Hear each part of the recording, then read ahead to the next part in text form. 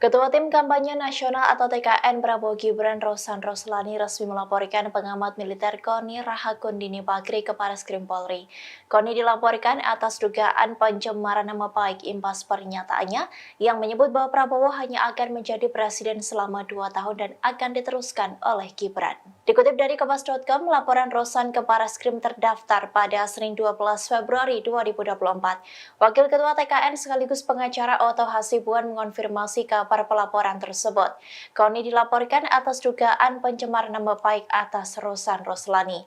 Otto mengatakan bahwa Rosan dituding mengatakan dua hal, yakni terkait dengan Prabowo yang hanya menjabat 2 tahun dan selanjutnya akan dilanjutkan oleh Gibran selama 3 tahun.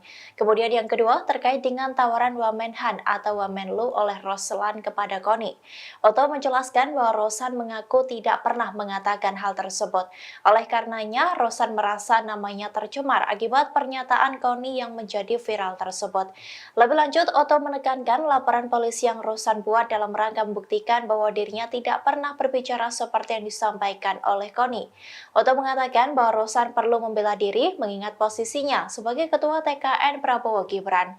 Menurutnya, Rosan khawatir pernyataan Koni bisa menggerus suara Prabowo Gibran, sehingga jangan sampai masyarakat salah menerima informasi. Sementara itu, Kepala Bagian Penerangan Umum Divisi Humas Polri Kombespol RD Kaniago membenarkan perihal adanya laporan tersebut. RD mengatakan dengan adanya laporan itu, penyidik Barreskrim Polri akan meneliti terlebih dahulu. Nantinya pelapor dan terlapor akan dimintai keterangan.